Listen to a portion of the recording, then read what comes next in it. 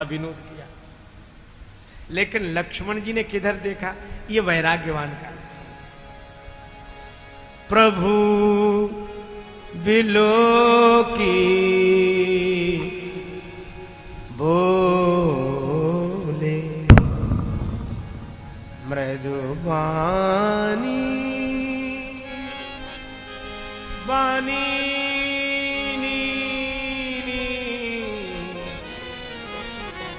बोले मृदु वाणी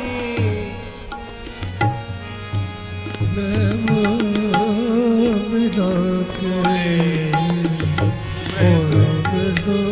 वाणी बानी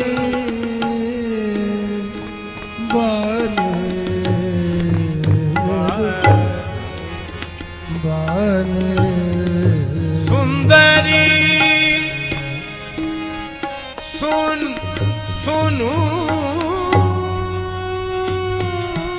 मैं उनकर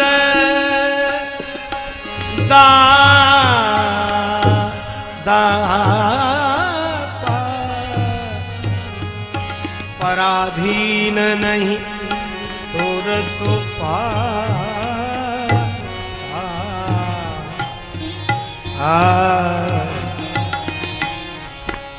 प्रभु बिलो बोले मृदु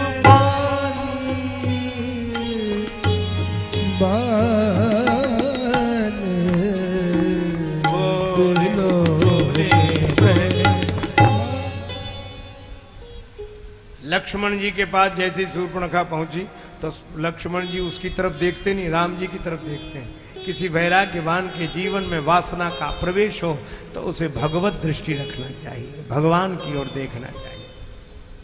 देखा ही नहीं। अब लक्ष्मण जी का व्यंग देखो। राम जी ने विनोद किया तो लक्ष्मण जी ने सोचा, मां ने कहा था उपदेश यही जय तात तुम ते राम सी सुख पावहीं। तो राम जी विनोद कर रहे तो थोड़ा विनोद हम भी कर लें। तो लक्ष्मण जी क्या बोले? सुंदरी सुनो मैं उनकर दास। हे सुंदरी सुनो मैं उनका दास हूं। शूर्पणखा बड़ी खुश हुई कि जो राजकुमार तरुण तपस्वी हमें बिना देखे सुंदरी कह रहा है, देखेगा तो बलिहार हो जाएगा। तो शूर्पणखा बोली, राजकुमार मेरी ओर देखो तो, मेरी ओर देखो। बिना ही देखे सुंदरी कह रहे हो। लक्ष्मण जी बोले कि हम जब तक नहीं देख रहे तभी तक तो सुंदरी हो, जब हम देखेंगे तो सुंदरी रह जाओगे। और वासना तभी तक सुंदर प्रतीत होती है जब तक वैराग्य की दृष्टि से उसे नहीं देखा जाता। अब लक्ष्मण जी ने व्यंग क्या किया, विनोद क्या किया? कहने लगे मैं तो पराधीन हूं पर प्रभु समर्थ, वहीं जाओ, वे समर्थ है। विवाह कर भी ले तो उन्हें कोई दोष नहीं, क्यों का समर्थ का नहीं दोष गुसाई। और फिर एक व्यंग क्या किया, वो कहते हमारा विवाह हो चुका है। तो लक्ष्मण जी बोले कौशलपति राजा, अयोध्या के राजा हैं, स्वयं इनके पिताजी ने 3 विवाह किए, एक और कर लेंगे तो क्या है। पर वो कहते कि शोभा नहीं देता। लक्ष्मण जी मन ही मन बोले कि तुम्हें हमारे पास भेज दे, ये शोभा देता है। अरे जो कजु कर रही उन्हें सब छा जा, उन्हें सब शोभा देता। पर इस विनोद में भी लक्ष्मण जी की परीक्षा हो गई। अब शूर्पणखा गई आई, फिर इधर आ गई, फिर उधर आई, फिर क्रोध रूप भयंकर प्रकटत भई। ये क्रोध कब आता?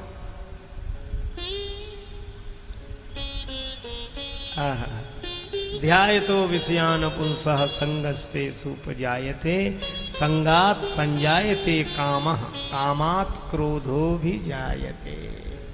कामना में विघ्न पड़े तो क्रोध उत्पन्न होता है। क्रोध ये सिद्ध कर रहा है कि कोई वासना थी उसकी पूर्ति नहीं हुई तो क्रोध। शूर्पणखा को क्रोध आया, भयंकर क्रोध आया। राम जी का इशारा हुआ, लक्ष्मण अति लाघवते नाक कान बिनु कीन, नाक कान कटे। शूर्पणखा का विरूपीकरण हुआ। अच्छा नाक कट गई, मुहावरा बन गया। अच्छा, नाक कट जाए तो छिपाना मुश्किल, कान कटे तो टोपी पहन ले, आंख ना हो तो चश्मा, नाक ही साफ हो तो करे क्या। और कितना सुंदर संकेत है, सत्संगियों की परीक्षा हो गई। कैसे? क्या इस वासना ने बड़ों बड़ों की नाक काट दी, पर ये ऐसे सत्संगी हैं कि इन्होंने वासना की नाक काट दी। सच्चे सत्संगियों के यहां वासना की नाक कट जाती है। अच्छा, कान क्यों कटे? कान से बात सुनी जाती है, तो जो अपने गुरुजनों के महापुरुषों की बातें सुनते नहीं हैं, उनकी नाक कटे बिना रहती नहीं है। श्रवण का सदुपयोग करें तो नाक कटने से बच जाएगी। अच्छा, एक बात और भी है, जब से सूर्पनखा के नाक कान कटे तब से बंदरों ने यह निश्चय ही कर लिया, जो राक्षस मिले उसके नाक कान काटो। दसनन काट नासिका काना, कह प्रो सुजस देई तब जाना। रावण ने दूत भेजे थे तो श्रवण नासिका काटे लागे। तो बंदरों से कहा कि तुम राक्षसों के नाक कान ही क्यों काटते हो? कहा इसलिए ताकि ये नाक कान कटवा कर जाएंगे तो घर वालों को पूछना नहीं पड़ेगा कि कहां गए थे।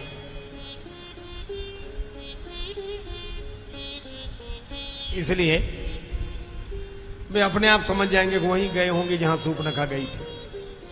और नाक कान इसलिए, इस नाक को कहते हैं,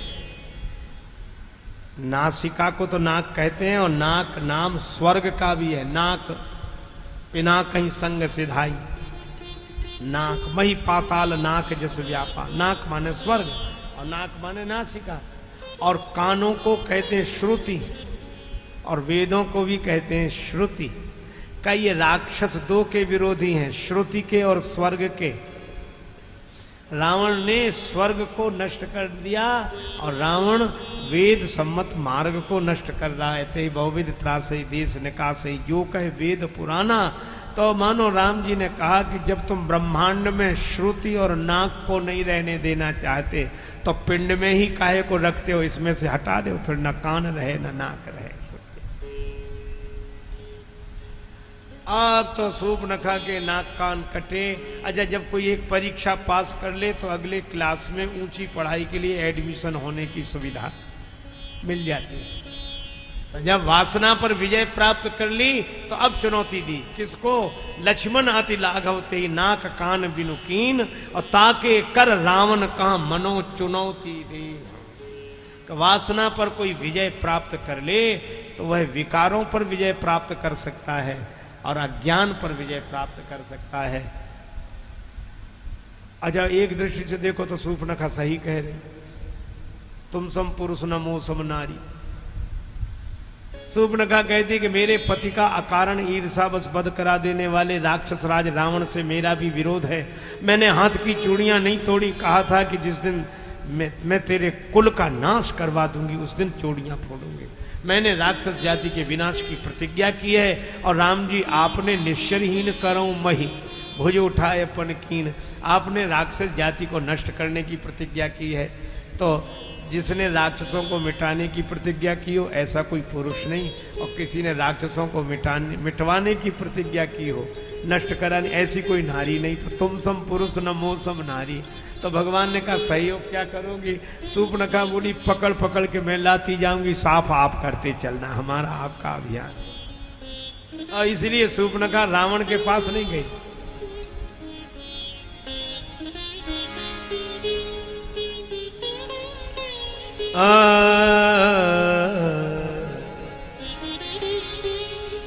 खर दूषण पह गई बिल पाता, खर दूषण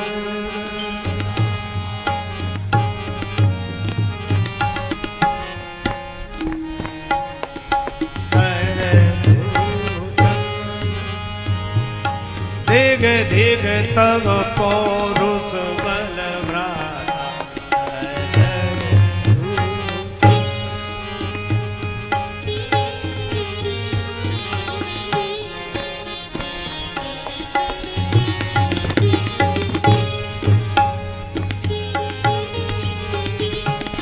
धिग धिग तव पौरुष बल भ्राता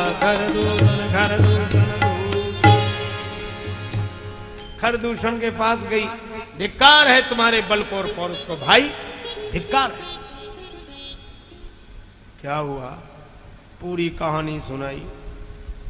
अभी आक्रमण करता हूं। 14,000 राक्षसों को लेकर खरदूषण आए। त्रिशिरा, खरदूषण, इतने राक्षस।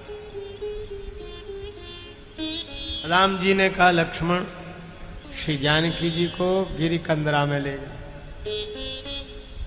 क्यों? राक्षस आक्रमण करने आ रहे हैं, आवा निश्चर कटक भयंकर। प्रभु तो आप अकेले रह जाओ। युद्ध के समय तो मैं भी आपके साथ रहूं, सेवक भी रहे। श्री सीता जी तो आपकी शक्ति है, शक्ति सेवक दोनों को अलग कर रहे हैं, फिर अकेले रह जाओगे। भगवान ने कहा इन राक्षसों को मारने के लिए शक्ति की नहीं, युक्ति की जरूरत है। तुम जा, और अकेले ही रह जाएंगे हम, तभी मरेंगे। ठीक है? अब तो भाई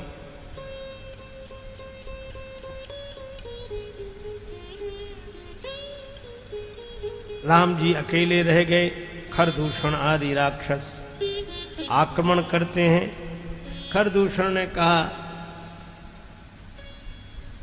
बधलायक नहीं पुरुष अनूपा, हमारी बात मान लो, अपनी भार्या को हमें सौंप दो और वापिस लौट जाओ। राम जी ने कहा हम क्षत्रिय मृगया बनकर ही तुमसे खल मृग खोजत फिर। युद्ध शुरू हुआ। राम जी ने धनुष्बाण भी नहीं उठाया, लड़े ही नहीं, किसी साधन की जरूरत ही नहीं। या क्या? मायानाथ अस कौतुक करो, देखें परस्पर राम। सब में प्रकट हो। अब राक्षस एक दूसरे में राम देख, ये रहे मारो, वो ये रहे मारो, ये रहे करी संग्राम रिपुदर लड़ी मरो, आपस में ही लड़के मर गए। और कितने किसी साधन की जरूरत तो नहीं पड़ी। और कितना बढ़िया संकेत दिया राम जी ने कि सारे विकार अपने आप मिट जाएंगे, सारे विकार अपने आप मिट जाएंगे। शर्त केवल एक है, क्या? अगर हम परस्पर एक दूसरे में राम देखना शुरू कर दें तो सारी बुराइयां अपने आप मिट जाएंगी, किसी साधन की आवश्यकता नहीं। देखें परस्पर राम, क्योंकि वेदांत सिद्धांत भी है द्वितीया द्वयम भयम भवति। सब समस्याएं द्वैत की हैं।